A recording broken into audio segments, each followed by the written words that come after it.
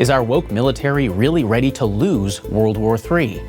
That and the battle plan for ensuring American military dominance in the 21st century today on Restoration Spotlight.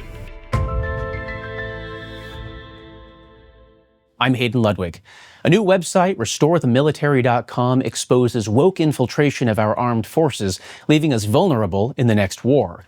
From declining fitness standards to critical race theory, America's vaunted military has become a laboratory for the left's insane and immoral experiments. Here to discuss this chilling revelation is Doug Truax, a West Point graduate and former Army Ranger, as well as founder and CEO of Restoration of America, the group behind this powerful new project. Doug, we're glad to have you on Restoration Spotlight. So Doug, years of fighting in Eastern Europe, a recent war in the Middle East, China's building a command center presumably to fight World War III. When did the world get so dangerous? Yeah, it's tough to watch. I mean, you think about what's happened with Biden. We've all been thinking, oh, this guy's absent. The auto pen, all these things that we've said, golly, the world has got a little crazy because of Biden was just nowhere to be found. But I think it goes back much further than that. I'm thinking back to my own experience of being in the Army and how things have progressed in the military in general, which goes to deterrence and peace through strength and all that. And it's just been a long slide. Clinton, back in that time, he was increasing the operational tempo, but decreasing the size of the military. So it created an environment inside the military where it was getting very transient because a lot of people were like, this is crazy.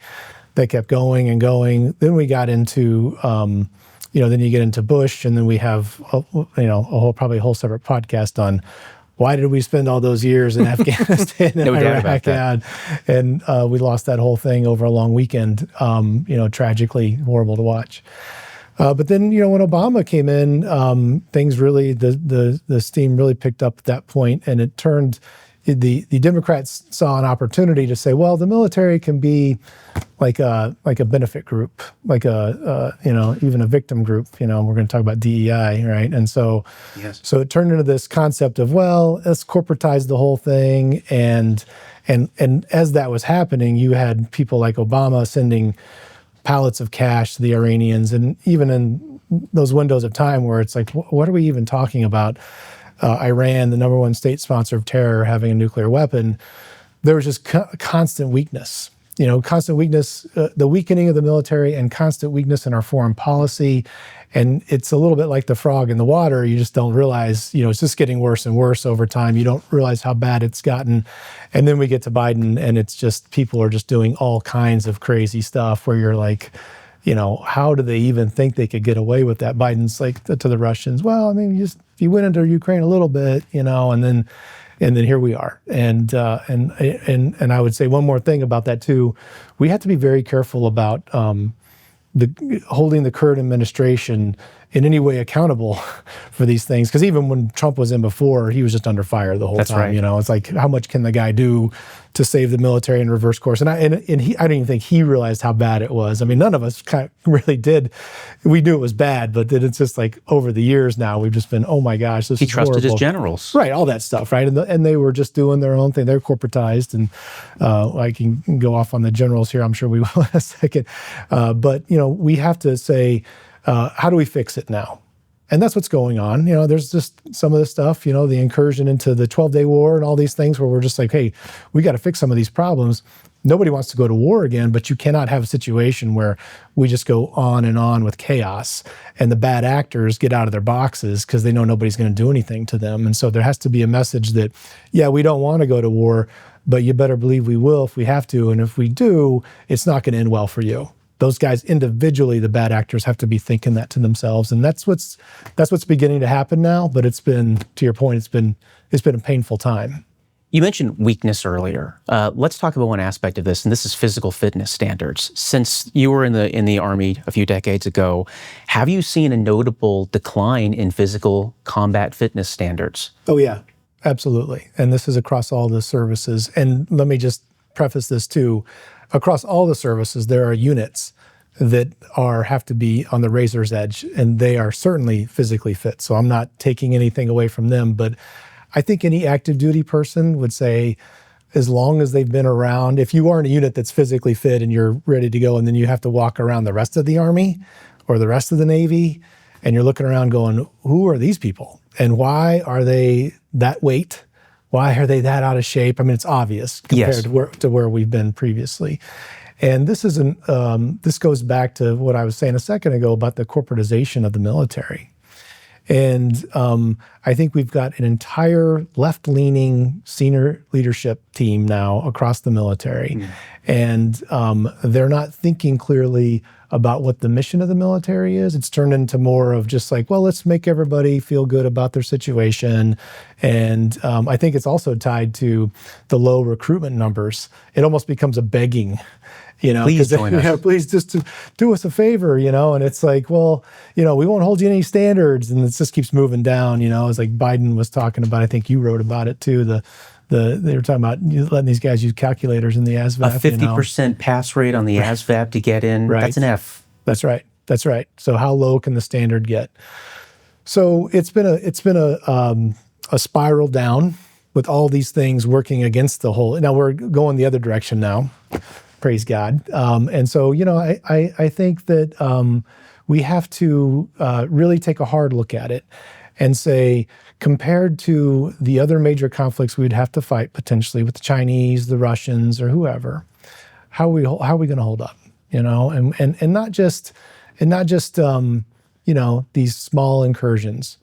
I'm glad the 12-day war went as well as it did. Yes. Some B-2s, a couple submarines, 30 cruise missiles, awesome, right? But you go to war with the Chinese, the North Koreans, go over the DMZ, you're talking all of 3 Corps, lots of divisions, people moving, and then we're talking prolonged combat potentially, and do we have the physical fitness standards to match up with that? I say we don't. And I think the people in active duty right now mostly know that.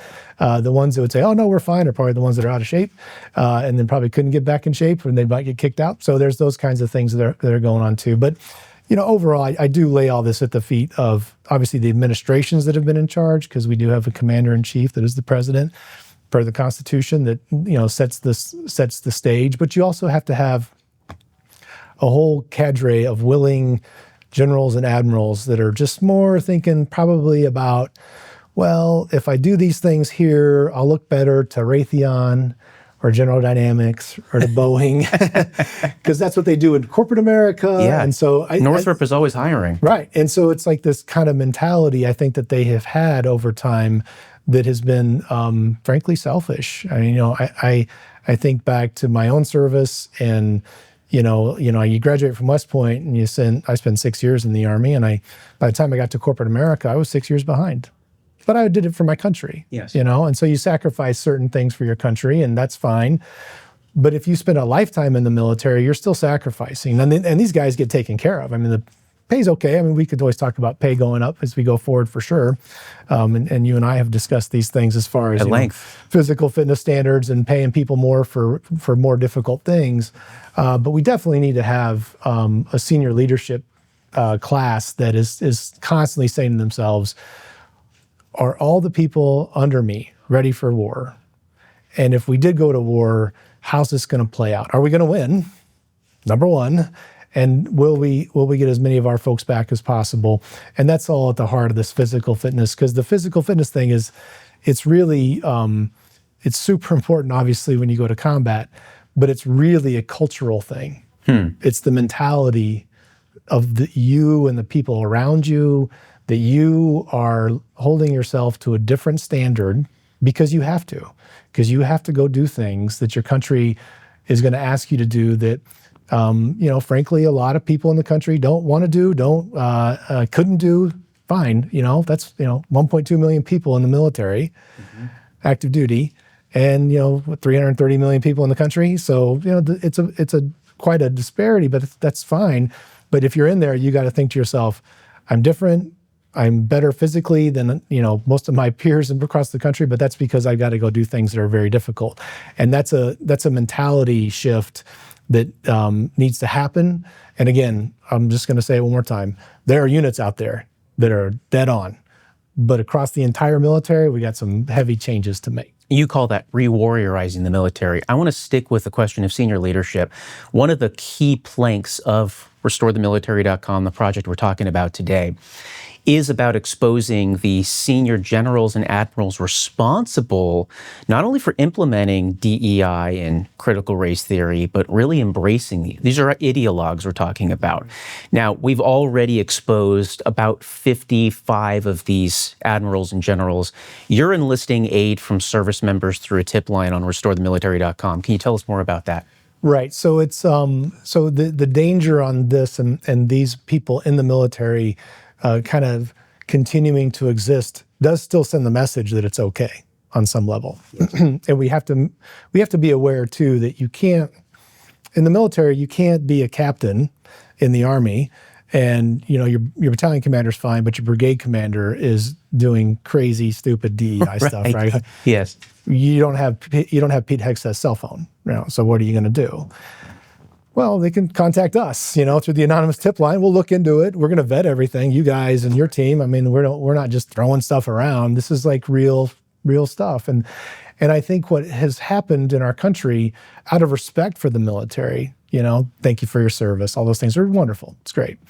But there's a real culture in our country that if you're a civilian and wear the uniform, you can't say or do anything about the military, which, for the most part, is fine. It's good. It's a boys' club or something. Yeah, well, it's separate, and you don't want to be criticizing a group of people that will go to war for you and die for the Constitution. But that being said, if there are problems, we got to find them and root them out. And I think that with us posting all those admirals and generals that have said and done things that clearly prove they're ideologues, and which is a major creates a major question of their judgment in those roles. All those people have to now, or the people around them and going forward, have to be thinking to themselves, even if I believe that, I know Secretary Hegseth has said stop it, and these guys might find out about it, and then they'll get it over to DOD. So it's not, we're not out to get anybody per se, but we certainly need to change the culture, and we need to put everybody in the military that's thinking about continuing on the DEI path in any form or fashion, because you know how they are. Yeah. Renaming stuff. And, we'll just call it this now. We'll move that person over here. And, don't get me started on the West Point changing of the mission, the motto, and all that stuff. It's just like there's ways to build things in, but we have to be watching. We have to do our part to be vigilant. And that's what I'm grateful for you and your team and Restoration News and everything you're doing, because it really creates the environment that I think most Americans want, is that let's respect the military always, but let's not pretend there's no problems. Yeah. There's stuff we got to fix. In other words, it's transparency that still respects the chain of command and the proper hierarchy and everything. Okay, I do want to get into West Point a little bit, so let's get you started on West Point. In other words, a huge aspect of these generals and admirals are the 5 service academies. You're a West Point graduate. It's very near and dear to your heart, of course. Let's talk about the superintendent and the leadership of these academies, who, again, are the guys responsible for wholeheartedly embracing DEI, teaching the next generation of cadets. These are future officers here, teaching them how to think like Marxists rather than how to think like warriors. What do we do about that? That's right. The real heart of this problem, I've thought about it over time, is we could end up with a class of officers that get orders and then go, I got to think about that. Wow. I got to think about that, how this plays out in the grand scheme of history, and is our country on the right side of this issue and all that stuff. Okay, that's for somebody else to have those conversations, not for you. And to your point, they've created, Gillen and Reeves in particular, they've created an environment that I think in their own minds, they're like, oh, we're an Ivy League school. Mm-hmm. You're not. You're military academy. Not Harvard. Right. And to your point, what you're just saying, these are graduates that need to be ready to go to combat. My senior year, we watched Saddam Hussein get beaten in 3 days. But before that, we were all thinking, hey, we're going to graduate and head out, And Sure. so, you got to be ready. And I was always thankful that I had that mindset the entire time. And it shaped how I was in active duty. I was never in combat, but it definitely made me think differently too. And there was a constant talking about it. We had the colonel that ran I'm just remembering this all of a sudden. I probably shouldn't do this in an interview, but Tex Turner was the guy's name, and he was just like a caricature almost of this like hardcore chesty puller kind of, this Marines, but just like you guys got to be ready. And he's always had camo on, and just like that, I think about him existing in today's academy.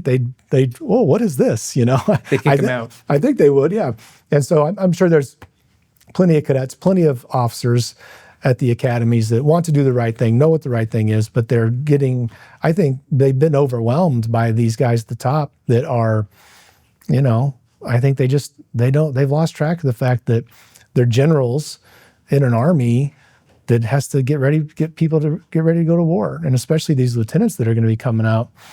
If you're out there, if you're an American citizen and you've got a son who's thinking about enlisting in the Army, and you have had in your mind, because whatever, you're in your 40s, 50s, and you've had very high esteem over the years for a place like West Point, duty, honor, country. Those are the folks that if we go to combat, they're going to be leading our soldiers. And then you find out, they're teaching these DEI classes and there's weakness. You're actually going to tell your son, maybe not, because you do go to combat and you got somebody who's not trained really for combat that much. They're more trained to talk about DEI and everybody's feelings, and that's not... Don't die for DEI. Right, yeah, exactly. So it's like this, it becomes this cycle of things, and those guys at the top, they should know better. They should have known better.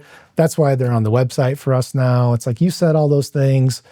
It shows you don't have the judgment necessary to wear those stars, and I'm class of 92, so I have classmates that are, generals and things like that. And, I think, hey, if I would have stayed in, you get to a point where it's like, okay, you get some direct orders. Okay, you got some direct orders. You may not like it. You got to figure it out. But to be an advocate, that's the difference. That is the difference right there. And these guys are advocating, and so they got to go. They got to send a message to the rest of the academies and to the rest of the military. I'm not going to tolerate this. Now, that's one plank of restorethemilitary.com. In other words, re-internalizing lethality and morality into the warrior culture. Yeah. The other plank is even more forward-thinking in terms of more strategic policy. So let's go to Ukraine for a minute.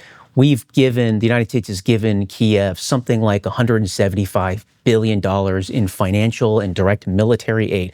As you know, a huge percentage of that aid is things like howitzer artillery shells, long-range missiles, the kind of things that take years to develop, that we have finite quantities of, and are going to be essential in any kind of major war with China, Russia, anybody else. Mm-hmm. Now, tell us about the aspect of creating a military stockpile on restorethemilitary.com. Yeah, that's right. And so years of neglect here, years of thinking incorrectly, and I don't want to sound too negative about it, but I'll get to the positive in a second, the idea of stockpiling. But you have people like Milley and Lloyd Austin.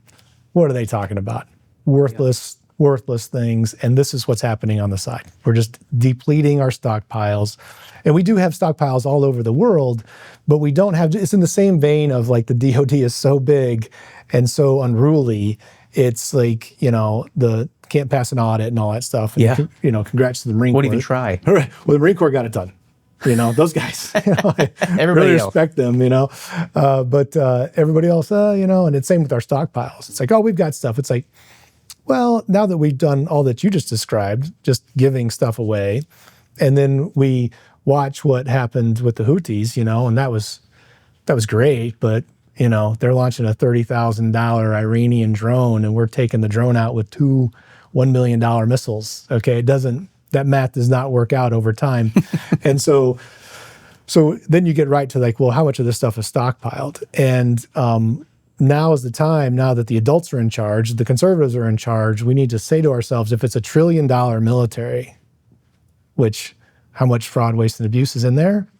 Probably a lot, And so if you reorder these things and really dig in and say, okay, well, let's start shifting things over to say we should have ongoing, we should have munitions factories that are just constantly producing drones, precision-guided missiles, artillery, all kinds of stuff that, especially on the tech side, it's going to become obsolete at some point anyway. So you're going to have to take it off and put new stuff in. So you might as well just have the stuff going constantly.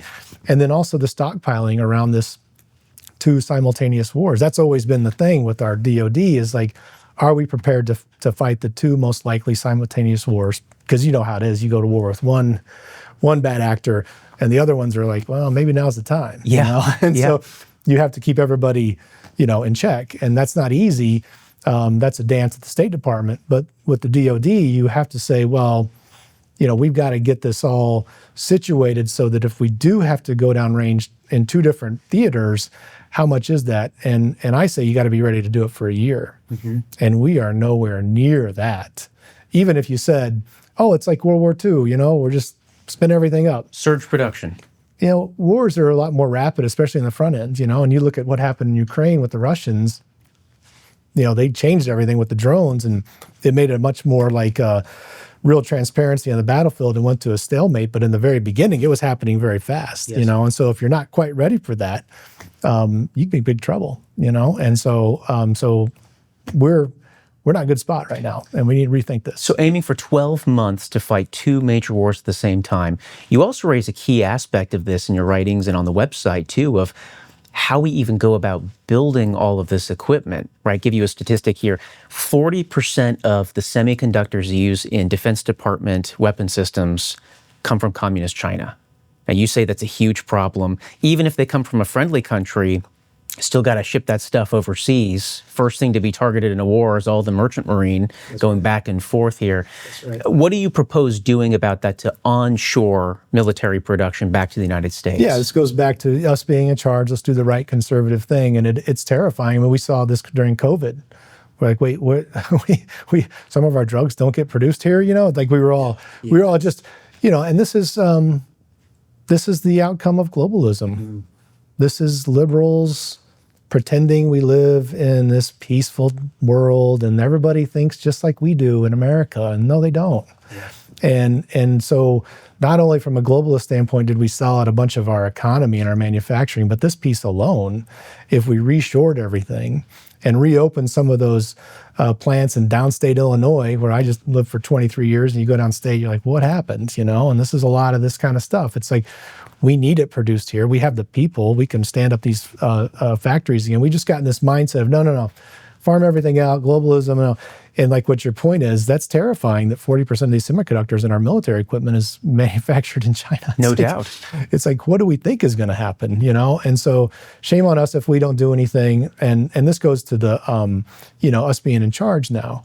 And, I know we'll talk about the NDAA, but we got to put pressure on our guys to do the right thing right now. Because, political capital slips away too. And I'm super thankful for what just happened in Iran and how well it went. Now's the time to be like, hey, we got this, tell the whole country, we got it. This is how we got to do this. We got to get this stuff in place. And so that in the future, we're going to say, boy, I'm glad we did that. As opposed to, historically, you've had moments where you think about Korea and everything else where it's like, yeah, we can do this. It's going to be fine. And it's not at all, because the people were not planning appropriately. The generals, the civilians in charge were not planning appropriately. They're just assuming everything was going to work out great. And I think there's a lot of assuming going on right now, and we better get our act together. I'm glad you mentioned the NDAA. So that's the National Defense Authorization Act. As we close out here, that's the means for implementing all these ideas, right? From the service academies and re-internalizing the warrior culture all the way to the 12-month stockpile. So final question, Doug. So explain to our viewers, what is the NDAA? What's the process like? And ultimately, what's your involvement in this process? Yeah, that's the NDAA is a kind of a, it's off to the side. People don't talk about it much. Senators kind of like get on the down low and make some stuff happen, and then we just kind of move it along. Because, I think it's been 2 things. It's been historically, well, I just don't want to mess with the military. Okay, I get that. Back to what I was saying earlier about civilians don't want to, those guys got a job to do and stuff like that. Don't want to mess with it too much. But then it turns into also like, well, how do we get more money out of this thing? And where do we put the money so that our state and all that stuff, which is, American politics. But this is too important. And so what we're going to do is we're going to have a much more transparent, we're going to put a lot more transparency on the process. We are internally here. And then just going to let, people in the military know what's going on, people in states where these senators are, even our guys, and say, hey, let's get transparency around this. There's a lot of policy things that President Trump and Secretary Hegseth have already put out there that need to be codified. Need to put them in there right now. Right. Vote on them, put them in. We're in charge. Let's act like we're in charge. Let's do it. So all these things that we've been talking about, these can turn into policy and they can be implemented, and then it's the law. And then we go forward with the law in place instead of just talking about what we should do. Because that's what we're all very tired of on our side. And that's where, with President Trump, it's like, wow, he said all this stuff and then he went and did it. Awesome, Imagine that. Yeah, right. Well, let's do that now. Our side, we want certain things. Let's do it. Let's not talk about it like, we'll do it next year and stuff like that. We're going to do it right now. And so we're going to be encouraging, especially the guys on our side, be transparent. All the senators and the Senate Armed Services Committee, House Armed Services Committee folks, let's look at this. Let's get this stuff in here. We're going to put it out in the open, and we're going to get it done. And if we don't, we're going to make sure everybody knows. And this is going to be a multi-year process because this is a big problem that's been going on. That's where we started. This is a decade-long build up to the problem that we have. But every year we've got to be doing the right thing going forward on the NDAA so that we get everything situated correctly going forward. And it is the military that we want and frankly we deserve for our country. It's the greatest country in the history of the world, and also for the people who joined. Right? They said they'd defend us. They said they'd die for the Constitution and for us. We have to do everything we possibly can to make sure it's the exact right military for that reason. And we'll look out for them and we'll win our wars, and it'll be a more peaceful world.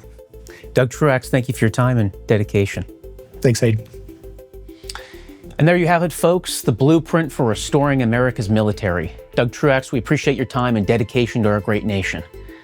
I'm Hayden Ludwig, and this is Restoration Spotlight, a project of Restoration News, your source of headline-smashing investigative journalism for the America First movement.